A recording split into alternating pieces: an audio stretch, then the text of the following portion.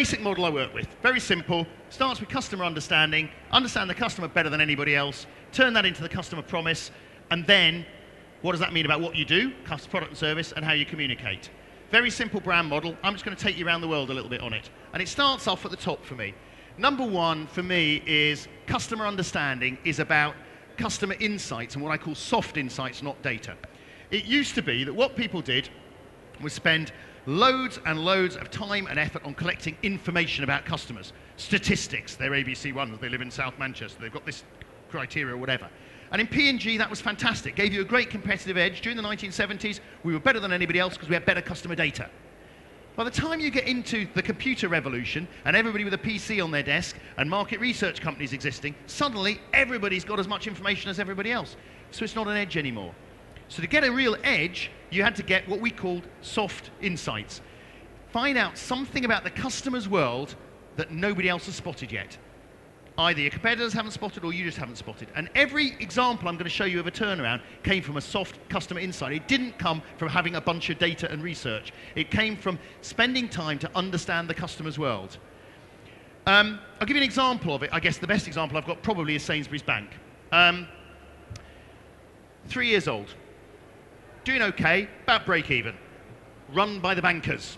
On behalf of Sainsbury's, but it's run by the bankers. So what are they doing? They're behaving like bankers. So what are they doing? Lots of money spent on advertising, direct mail, loss-leading products, the things a bank would do to bring customers into their high street branch. But we're not a bank, we're a supermarket. And then we wonder why we're not growing. So we did some research, we said, what's going wrong? And spent an awful lot of money on a very large strategic consultancy, who £2 million later gave us the great insight that said, your problem is that, of course, you're a supermarket, not a bank. And we said, well, thank you for that, yeah.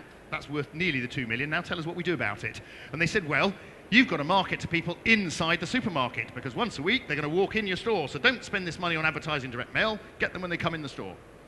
Fine. Okay. What are we doing inside the store? We have the Sainsbury's Bank Information Centre. Tremendous.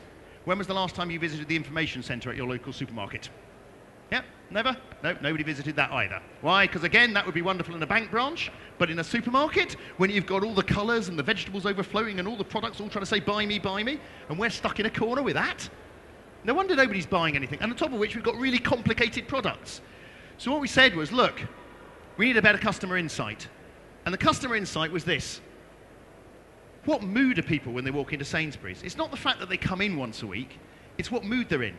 I don't know what mood you're in, but the research we got back said, not in a very good mood. Basically want to get in and get out. You know what you want to buy, you know what aisle it's in, get it in the trolley, get out, quick. So the last thing they're going to do is visit our banking centre in the corner with its nice carpets and uniformed staff while the ice cream's melting and the kids are running riot. So you've got to change your business model. You've got to say, forget sophisticated banking products, forget we're a bank, recognise your customer and say, if they're in a hurry, we've got to have very simple products that you can pick up instantly, immediately understand them and deal with them. And that meant getting into a very different model. Simple insurances here, offer of the month around the check-in, simple personal loans, very, very easy to understand products that everybody can understand, can buy. You know, the travel insurance beside the sun cream, the pet insurance beside the pet food, you know, obvious type stuff.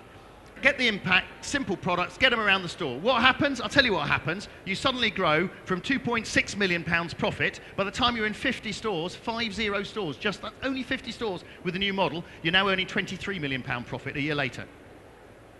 And what have you done? You've actually dumbed down your product and changed the way you presented it, but based on what? Insights, based on what mood is a customer in. That's the power of insights. It's about getting into the customer's world. Now, to do that, you've got to spend time on it. You know, you've got to, when I was at BA, my brand managers, one day a week out with customers. I don't care whether you're on an aeroplane, in an airport, where you are, just get out there and spend time. But go in with a blank sheet of paper. Don't go in with a questionnaire. Don't go in with a list of all the things you want to find out. Go in with a blank sheet of paper, because if you go in with questions and to look for something, that's what you will see.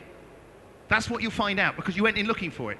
This was the Daily Record in Scotland the day after the second television debate for the prime ministerial debate before the last election.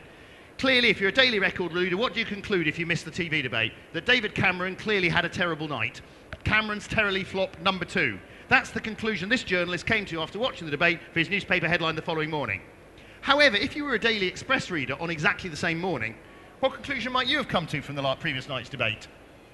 Cameron wins with passion. Two journalists watching the same thing, but they went in with an agenda. They knew what they were looking for, so guess what? That's what they saw. Same thing with customers. Go in with a blank sheet of paper. Just go in and observe. You never know what you're going to see.